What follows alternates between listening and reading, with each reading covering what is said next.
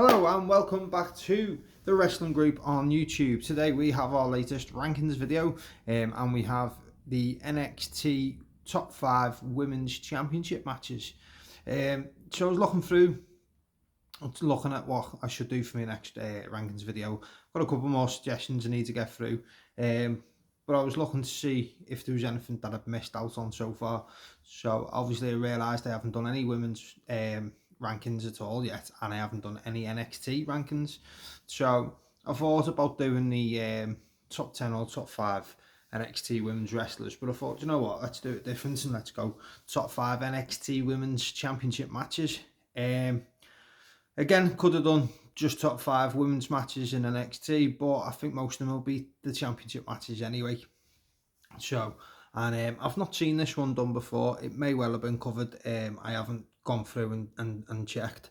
But anyway, so the past week, maybe a bit longer, I've been watching NXT women's matches from different years, different eras, different wrestlers.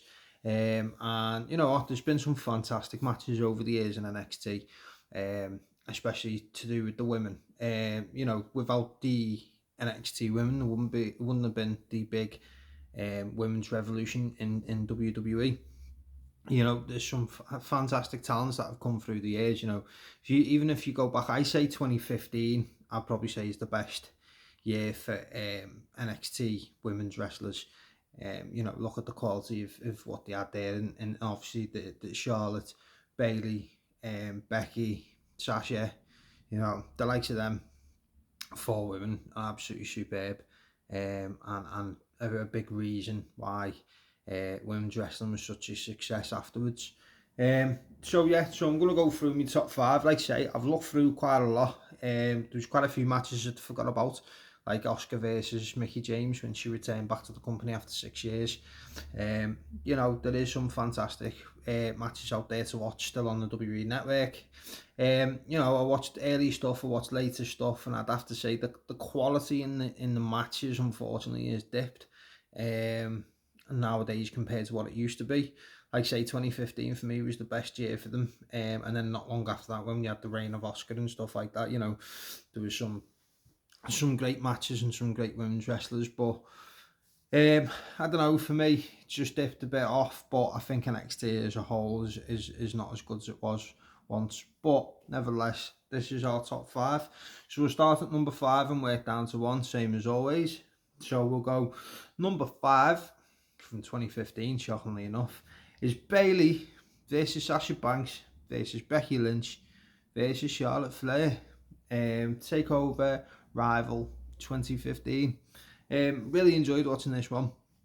You know, 4 of the greatest, like you say, NXT women's wrestlers, and then 4 of the greatest on the WWE main roster. You know, such a talent, the four of them. They've done fantastic. Since moving to the main event, you know, they've been breaking barriers left, right, and centre. You know, the first women's pay-per-view in WWE. You know, they've done the first Money in the Bank ladder match, first women's Royal Rumble, first women's Hell in the Cell. Like, they've all been a part of these records and these breakers. So I mean, it was a good match. Really enjoyed it. You know, it was a good build.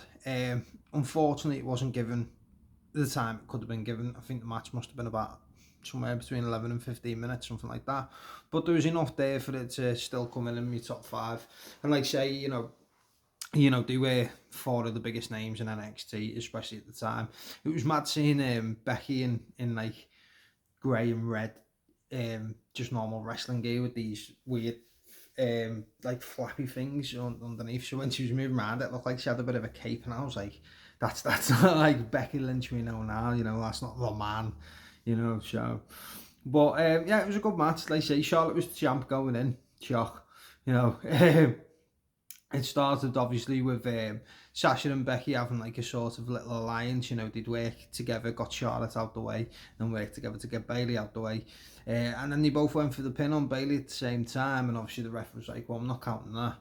So then they started with the whole back and forth then. So it didn't last very long. But, you know, Bayley hits the belly to belly on Charlotte for the 2 count. Sasha dives out the ring onto Becky and Bayley at one point, and then straight after that, Charlotte flings herself over the top, lands on all 3 of them. And some like I say, some great moves, some great finish as well. Bailey hits the Bailey to belly off the middle rope for the 2 count. Sasha puts Charlotte in a version of a crossface, so like sort of like the bank statement. I think it was before it was properly called the bank statement, which Charlotte goes to roll through and ends up getting pinned instead, so ends up losing the belt that way. But like you say, it was a good match overall. 4 great women's wrestlers. There was enough going on. I think maybe we should have got a couple more finishes in it. But Bailey seems to be the one that was hitting the Bailey to belly on everyone if she could. But good storyline building. Decent match, and it was a pretty good finish as well. And it was just before they all started to go up to the main roster. So, but like I say, it's a shame we didn't get this match more than what we did. I think we got it once at Mania, but this match should have been done over and over. But it's probably what makes this a bit more special is the fact that we didn't really get it that often. So that comes in at number 5. Bailey, Sasha, Charlotte and Becky take over Rival. So then we move on to number 4, which I've gone for Charlotte versus Rhea Ripley at WrestleMania 36, night number 2. So obviously we've just had WrestleMania 39, and we've just had, one of the greatest women's matches of all time, one of the greatest women's matches at WrestleMania. I'll argue with anyone who thinks otherwise. I thought that match, going into it, there wasn't much build up, but the match itself was absolutely fantastic. And obviously if you go back a couple of years ago, they had a match at WrestleMania for the NXT Women's Championship. So, Charlotte wins the Royal Rumble and ends up going for Rhea Ripley's NXT Championship to become a 2-time NXT Women's Champion. So it was the first time the Royal Rumble winner had chosen the NXT Championship to go for. It was the first time the NXT Women's Championship was defended at WrestleMania as well, so 2 big milestones there. It wasn't as perfect and as brilliant as the one that we've just seen, but that's expected, you know what I mean? It was earlier on in Rhea's career, so it was never going to be the spectacle that this one has turned out to be. But it's still, nevertheless, one of the best NXT women's matches. It was still brilliant, Charlotte starts off, dominates dead quick, she's been on the main roster for years. I think she was about a 7-8 time champion at this point. Obviously, Rhea had been NXT UK Women's Champ, and then obviously she's in a reign as the NXT Champ. So, you expect Charlotte to get the upper hand, but then, Charlotte starts to dominate early, and then straight away, Rhea hits her with the Riptide. Like, straight away with a finisher. Like, I think that's her first move she actually hits, is a finish, and gets the 2 count. So, it shows early on that, she's going to go all out. But, Charlotte then starts working on Rhea's leg, hits her with the chop block, starts doing submission moves, starts doing holds, starts kicking it every chance she gets. So anytime Rhea starts to try and come back and build like a comeback, Charlotte just takes her back down by the leg. But do you know what, like, some people don't like it where, it's constantly working on the body parts and stuff like that, but as long as it plays into the finish, for me, I'm fine with it. I don't like when a wrestler slaps on a wrestling move, like a submission hold, after not working on that body part for the whole match. Like, I've seen it for years, you'd have not normally, but I have seen matches where like Kurt Angle hasn't worked on someone's ankle or the foot or the leg, and then all of a sudden, like 5-10 minutes into the match, he slaps on the ankle lock and they tap out after the first ankle lock, and I'm like, you know what I mean? I don't like it. You got to work on it, build it up. So obviously every time Rhea was starting to try and get upper hand, Charlotte was just taking her back down, proving as well that she's got that more knowledge. She's more of like a veteran than what Rhea is, so straight away she's working on the body part and working it down. But there is good back and forth. Rhea gets it in a standing cloverleaf at one point, which was brilliant. You could see like the strength that she had, and she was stood up. It wasn't just like the normal one; she was standing up, hitting it with the cloverleaf, which was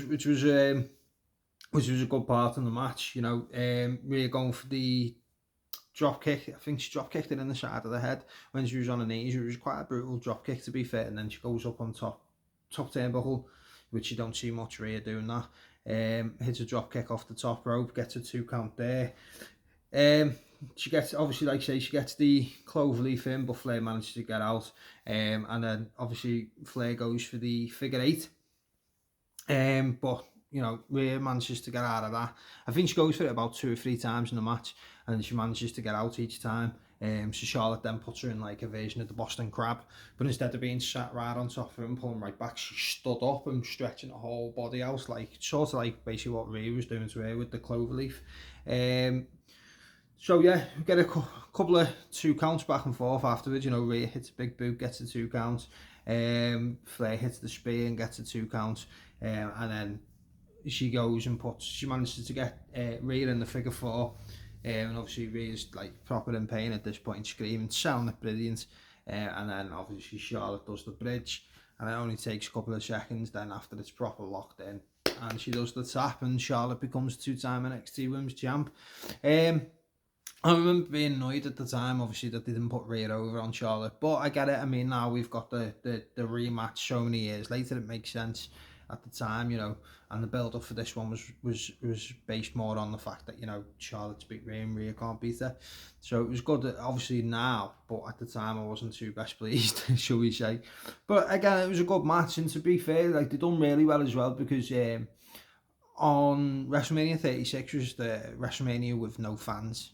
It was the COVID. It's mad to say that, isn't it? It's the COVID pandemic time. Where we had no fans at all. And it was even before, I think this was the first event they had really back. I think it was the first pay-per-view that they had with no fans. But it was before they'd done the Thunderdome, so you didn't even have the screens down. So, you could hear everything, So, obviously, they were trying to, sell the moves and stuff like that. I think Rhea went a bit too far. Like, she ended up sounding like a demon at some point in it. If you go back and watch it, turn it down a bit, she just sounds like a demon possessed in some of the parts. I was like, oh my God. I mean, there's selling, yeah, and there's great selling. And then there's just like proper demonic. And I was like, holy shit, what's going on there? But no, it was a good match. I really enjoyed it. I hadn't forgot about the match, but I forgot actually how good it was until I rewatched it. So a few people might be going, well, why is it on there? But I mean, if you go back, it's not just obviously the fact of the in-ring stuff, that's a massive part of it, obviously the in-ring stuff. It's also giving the NXT that recognition. At the time they started doing a bit more for NXT, and it started to look like a third brand. So someone then win the Royal Rumble and choosing to go against an NXT wrestler is brilliant. The first time the belt had been defended, and I think the only time the belt's been defended at the grandest stage of them all, the biggest pay-per-view in WWE. So it's not just the in-ring, it's all the extra bits that go with it, but it just made it a really good viewing and a really good match, and comes in for me at number 4. So we'll move on to number 3. So number 3, we've got Asuka versus Ember Moon, Brooklyn 3 in 2017. So this was the rematch. They had the first match the year previous, I think Brooklyn 2, and then Ember, and then he said Athena, because she's Athena now. Ember ends up getting injured, doesn't she, with a shoulder injury and that, and she's out for basically a year and enough, and then she comes back and she ends up facing Asuka again for the title. Really good match. Both matches were good, to be honest. Both of them could have actually been in here.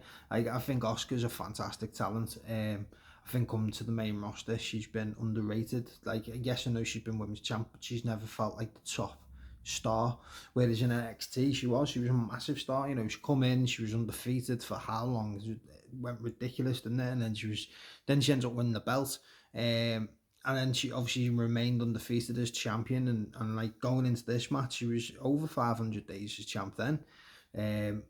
And you know what, she is a fantastic talent, and I think she deserves more on the main roster for the fact that she's like 0-5 at WrestleMania. Shocking to me, she's not won a match at Mania. Like, that's just nuts. And Ember Moon, I think she's a great talent. I always liked it. The first time I seen her was in NXT as Ember Moon. I always thought she was a good talent. She's good in the ring. Wasn't overly fussed on the gimmick. Thought it was a bit strange in that. And then she went over to AEW, and just going to AEW with a bit of it, like, you know, everyone was like, oh yeah, we're getting some decent women wrestlers now, and then she ended up losing to Jade Cargill, which just didn't make any sense to me, and then she went a bit flat and just appeared on Dark for a little bit, which was a bit annoying. Then found the foot and ended up in Ring of Honor. You know, she's turned heel, she's changed the gimmick around, you know, she's gone quite more aggressive. She's become the Ring of Honor Women's Champ, and, you know, she's just dominating, and she's brilliant, but it's exactly what WWE could have done with her. Which is unfortunate, but like I say, going back to this match in 2017, both of them were really good, both of them talented, both of them shown what they could do, you know, so you knew it was going to be a good match. The first match the year before, there was a whole thing around after the match. The fact that Ember hadn't hit her finish, you know, the eclipse off the top rope, it's like a top rope stunner. She hadn't hit that move on Asuka, so it was a big play into it of, you know, well, I didn't manage to hit you in the best move. If I hit you with that, you wouldn't get up. So obviously there was a bit of that going into this match, but, you know, it started good. You know, it was quite fast paced. Ember Moon straight on the attack as soon as the bell goes, you know, hitting drop kicks and that, trying to take it outside to get the early advantage. You know, and then as they go outside, Oscar ends up hitting a suplex on Ember onto the ramp, you know, the steel part on the ramp, which then starts to, you know, gain back in her favour. She gets it in the ring and starts, again, same as like what I said before, starts working on her arm. So, you know, it's not just obviously for the Oscar lock, but it's also for Ember. Then, you know, there's so many moves that if she hasn't got her arm, she can't really do very well. And, you know, one of them's going to be a finish at the Eclipse. So, you know, starts working on the arm, gets a couple of near falls, you know, Moon gets a few near falls as well. And, you know, it's still the back and forth, you know, Oscar keeps going to try and get it in the Oscar lock, and Ember manages to get out of it. It's quite good. It's quite fast paced as well, to be fair, for quite a lot of it. There's not a lot of slowing down, which is good. I mean, I don't mind some slowing down in matches as long as it fits and it works. Some people slow down matches from the first 2-3 minutes and I just don't get it. But, you know, it was quite good, fast paced throughout. Good moves hit, and then, like I say, we get Ember finally going up on the top and comes off, hits the Eclipse. Now gets it to 2.45 or whatever. Like, it was a close call. Like, he thought, bloody hell, you know, she was lucky to kick out of that, which is good. You know, that they're selling a finisher being strong. You know, obviously she didn't get the win, but I mean, she got as close as you could get, and probably the closest that Oscar had been taken to at that point. So, you know, they did well trying to protect the finish, even though, you know, she didn't pin her off it.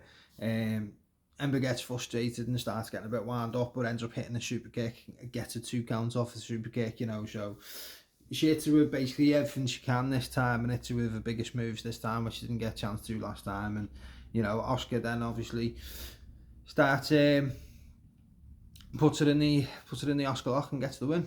You know, what can we say? I mean, for the most part, I'd probably say Ember was on top, and she was probably more in control. But, you know, she was working on the arm every chance she got, and then when she slapped in the Oscar lock, and, you know, Ember tried to get out of it a few times, tried to roll through and nearly pinned Oscar. Oscar gets a 2, gets up, but she keeps it in, and she ends up just, that's it, it's done. She's finished. It's over. So yeah, again, a really good match, really good talent on show in Ember and Oscar. So just time off there. So that's in number 3. And like I say, the first match could have easily made top 5 as well. If you haven't watched them in a while, go back and watch them, because it wasn't until I started going back and watching the matches and I thought, I can't even barely remember it, which sounds a bit mad now to then put it in my top 5. But, you know, I've watched 20 to 30 matches, and this makes top 5 for me based on rewatching. And that's what I like to do when I do the rankings videos. I like to go back and rewatch all the matches, or as many matches as I can as possible. Like, I can't go back and watch every single match, but I'll watch as many as possible, especially from the big ones. And, you know, and sometimes, you know, from what your memory is, sometimes it's not as obvious as you think. Like, I remember when I did the Undertaker's, you know, I'd done his whole WrestleMania ones. That was the first rankings video I did, and I'm watching 27 back-to-back matches of the Undertaker is a lot harder than you'd think it would be. When I did that, on rewatching, there was a lot of matches that were changing positions on from what my memory was to them rewatching it, like I didn't think the CM Punk Undertaker match was that good, but then when I went back and watched it, I was like, holy crap, this is a really good match, and it ended up a lot higher than what I'd expected to if it had just gone based off my memory. So it is always good to go back and watch the matches. Plus, let's be honest, it's fun. I love wrestling and I love rewatching. Sometimes it can feel like it's a bit hard, like say like the Undertaker won 27 matches of the same person, no matter who it is a drag. But some of them are brilliant, especially when you do it like this, when it's like championship matches. You go back and you can watch that many different wrestlers, and that many different matches, that many different build-ups. You know, I'd love to at some point. I started watching a couple of them. I'd love to at some point go back and rewatch NXT from the start. But you know, it's timing, isn't it? And I've finally gone back to work as well for the first time in 4 months, so it's now finding the time to be able to do something like that, plus be able to keep this YouTube channel going. So anyway, enough about me. We move on to number 2, and you know, 2 and 1 could have been either or, but I've gone for number 2, Sasha Banks versus Bayley, Takeover Brooklyn 2015. There's that year again. So they had a great rivalry. Like Bayley and Banks for me were great. They worked so well against each other. You know, when Sasha was the heel and Bayley was, you know, the underdog babyface, it works so well. Like, honest to God, like you get 2 people in wrestling, you think they're perfect for each other. You know, like a John Cena and an Edge, a Triple H and a Shawn Michaels, you know, Randy Orton, the Undertaker, you know, all these types of people, and that you just know, you put the names together and they're gonna have absolute bangers. Well, this is one for me. Like Sasha Banks and Bayley were brilliant, and this was core time when we were proper into NXT. Me and the wife, and we used to watch NXT every single week. We wouldn't even be watching Raw and SmackDown because it didn't mean nothing compared to NXT. That was where all the action was. That's where, you know, the best stories were going. But yeah, so, you know, it starts off fast paced. Bayley goes out for it strong, you know, quick on the attack, but it doesn't last long as Sasha then starts to take control and starts to slow down the pace of the match. So straight away she goes in and starts trying to dictate the speed of the match. You know, like say Bayley starts fast, hits her with drop kicks, flying clotheslines and stuff, and Sasha tries to bring it down, work the neck, you know, rest holds like a Randy Orton style, where, you know, slows down the match, start dictating the pace. So obviously she can start trying to pick off body parts and get ready for the submission finish, which is a massive thing for in most of these matches. And you know what, it makes a difference. Like I feel on the main roster it gets lost quite a lot. There is still some that do it, don't get me wrong, and I won't always crap on the main roster, but NXT for me is where they do these little bits a lot better than what they do on the main roster. Like they're working on the body parts ready for the submission, like Sasha's doing it from the first couple of minutes into the match. You know, Sasha goes to work on Bayley on the outside of the ring, starts working on a hand, slaps it down on the stairs. She then sticks her hand behind the stairs and man's boots the stairs, and like, oh my God, she could have broken her hand. You know, and she does the one where they put the arm like that and then stamp the so puts the pressure on the wrist. She takes it up the ramp, she flings it into the LED screen, you know, proper works over. And then, yeah, so, and then, sorry, I've got notes, it's hard to keep remember what's what. Yeah, so when they're outside the ring and that, Sasha gets in the ring, flings herself over the referee, lands on Bayley, takes her back into the ring,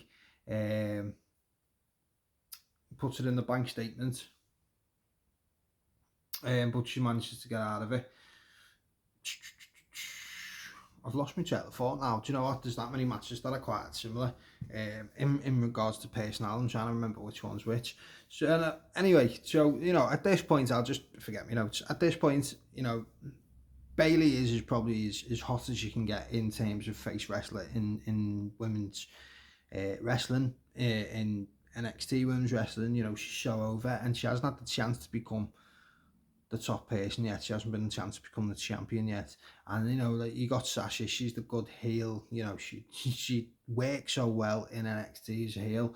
I wasn't that much of a fan of Sasha on the main roster, I have to admit. She just became annoying. Like Charlotte, it become annoying, it become too much. Like, they were switching the Raw title between them two every other week, which was just like, just trying to get the numbers up. And it was like, that's not what it's supposed to be about. It's about the in-ring the work and that, and this is what they're missing, this sort of stuff from what they used to do back in NXT. So, but you know, Sasha then hits the double knees off the top rope for the 2 count. Bayley hits the poison rana off the top rope, and then into the Bayley to belly for the 3. That was a really good finish. I really like that, the poison rana off the top rope. And then obviously as Sasha comes up there, she grabs her Bayley to belly, 1, 2, 3, and Bayley becomes the new NXT Women's Champion. She gets the chance now to be the top, from the underdog to the top dog, if you like. Really good match, really enjoyed it, and like I say, could have easily been number 1, number 2, easily could have switched between. And obviously, if you know what my number 2 is, you're gonna know what my number 1 is. And a lot of people probably place them either or. But we'll quickly run through. So number 5 is Bayley versus Sasha versus Charlotte versus Becky. Takeover Rival 2015. Then we go to Charlotte versus Rhea Ripley, WrestleMania 36 Night 2. That's at number 4. Number 3 is Asuka versus Ember Moon, Brooklyn 3, 2017. Sasha Banks versus Bayley, Takeover Brooklyn 2015, comes in at number 2, which means there's only one match, and if you know me, you shouldn't be surprised this is number 1, which is Bayley versus Sasha Banks, the rematch, the 30-minute Iron Woman match at Respect 2015. So I believe when this was announced, I think it was about the 10th Iron Man match in WWE history, and it became the first women's Iron Man match. So obviously a lot of people call it the Iron Woman match. Everyone apart from WWE, because they decided to just keep it as Iron Man match, even though it was the start of a women's revolution, doing a whole big thing about women's wrestling, and this is the first time. I think it was the first time the main evented in NXT as well, Takeover, if you remember. So, you know, they're breaking records and everything else, but they decided to stick with the Iron Man match instead of Iron Woman, but there you go. Match starts really slow, working around, testing strength and stuff like that for roughly the first 2 or 3 minutes, which was slightly annoying because like the first match started fast paced. It was like Bayley straight out the gate, which I think it worked if it had been the other way around. Like if it starts out the first match, but Bayley needs to get the upper hand in this match because she's just won the belt, but she needs to prove to everyone and herself that she deserved that belt. So walking around and feeding off the ground, I could see it was emotional. You could see Sasha was quite tearing up and that, and you know, it was quite emotional. You know, like I say, so many different records that they were going to break there in that match alone. But it was a bit too slow for me at the beginning, I'll have to admit. But like, it's the old age thing as well of the WWE fan base, and not just WWE, wrestling fans as well.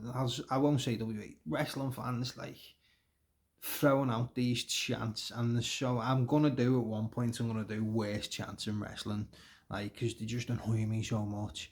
Like some of the things, like, this is awesome, right? Okay, they've just walked around the ring looking at each other. Yes, I get it's a big occasion. Yes, I get it's great that it's the first ever time and blah blah blah. But you know, you're chanting this is awesome at a match that's 2 minutes in and they haven't yet touched.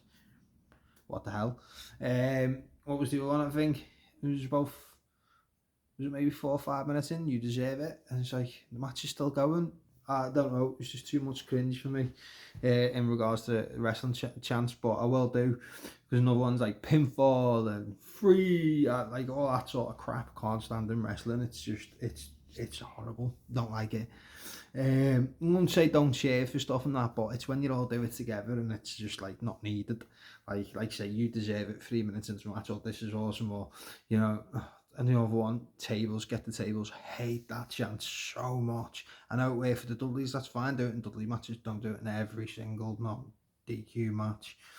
Anyway, so they both trying to get early roll-ups and pins, and that continues for a minute or two where they're trying to flip through, get schoolboys and stuff, backslides and that, trying to get a quick pin.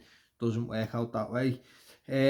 Both go for the finishes early, both manage to counter them, which is understandable because neither one of them's tired because all they've been doing is walking around, really. But we get to the point where the referee's towards the corner and Bayley nearly ends up squashing the ref, manages to stop, turns around, Sasha runs after him, nearly squashes the ref, so the ref's at this in the corner. As Sasha turns around, poke to the eye, roll up pin. 1, 2, 3. That's 1-0 to Sasha. Nice dirty heel tactic to start, which is good. Bayley pulls Sasha off the top rope into her, Bayley to belly, and hits the 1-1. Goes for the pin, gets the win, 1-1. So obviously I'm just going through just the main points and that, because if I went through the whole match, to be fair, I could do a whole podcast or a whole episode of this YouTube channel based just around these two. They are brilliant, and I do really rate them. Like I say, Sasha became a bit annoying on the main roster, but I think that was more booking rather than her herself. And she's doing fantastic at the moment in New Japan as Mercedes Moné. So yes, that's 1-1. Sasha takes control outside, hits Bayley onto the steps, into the screen, the Titletron. This is where it happened in this one. I got confused. It's the other way around. So she takes it up the ramp, hits it into the screen, because the screen had the big clock on with the time coming down. She goes back, and do you remember that Izzy, Bayley's top fan, #1 fan and all that, the little girl who wore the hair like it and all that sort of stuff, became annoying after a while, but there you go. Sasha takes the hairband off her, goes into the ring, puts the hairband on, Izzy's crying her eyes out, and Bayley gets counted out. 2-1, perfect. Heel makes a kid cry and gets a count out victory for to go 2-1. I mean, you can't ask for more than that. So obviously they start getting on the count again for the next one, but Bayley gets out in time. Gets in the ring. Not too long after that, she manages to roll up Sasha and makes it for a 2-2. Bayley goes to work on Sasha's hand, so we get it the other way around this time. So they get outside the ring, and Bayley starts smashing Sasha's hand down on the steel steps. So it's opposite to what it was in the last one. She pulls the steps out, jumps off the steps and hits Sasha with a clothesline outside the ring. Sasha obviously ends up slamming Bayley's back into the middle of the steps, the one part where it curves around the post. Good back and forth outside the ring. To get back in, Bayley goes to belly to belly off the middle rope, but gets a 2 count because Banks's foot was on the ropes. So again, a little bit of an annoying one for this for me. I mean, considering it's the top one, there's a couple of little things that annoy me. She does the Bayley to belly off the ropes, and then when she gets it in the ring, she rolls it about 3 times before going for the pin, and then she pins it in a weird way as well. She doesn't just hook the leg; she goes down and pushes her legs up to pin it, so she puts all the weight on her shoulders. But as she does that, she pushes Sasha's foot onto the rope, which obviously causes a rope break, which was annoying. So you get the extra roll and then the foot, and I just thought at that point, if you're too far in the ring, you should be able to change it. But obviously they're not too long into the wrestling craze, to be fair, and it's slight little things, so it doesn't really matter that much, but I just thought I'd point it out. Sasha locks in the bank statement with 2 minutes left on the clock. So as it goes counting down, Bayley's trying to get out of it. She goes over, she gets towards the ropes. Sasha starts stamping on Bayley's hand, trying to stop her. So anyway, she flips into the middle of the ring.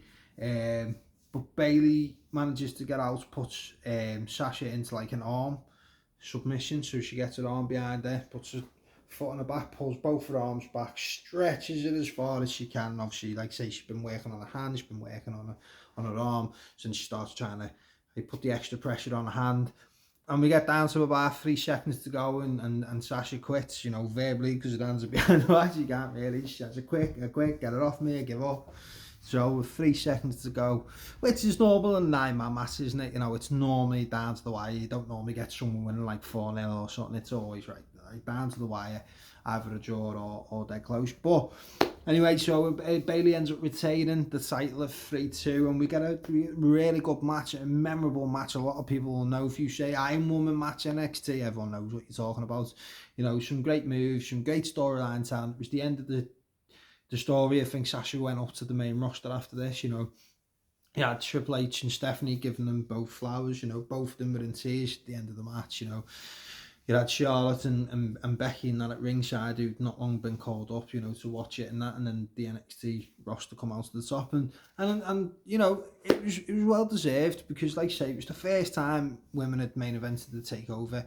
It was the first time women's match. There was so much there for them to do first times and records that they were breaking. And then look at them now. They've both broke that many records, and the 4 of them with Becky and Charlotte, they've broke that many records. It's unreal now. And to think, without these women in NXT, and without Triple H giving them the opportunity, and without them being trained in the right way, we'd still be living around the days of of silly 3 minute matches that no one cares about, and little crappy finishes, and the divas.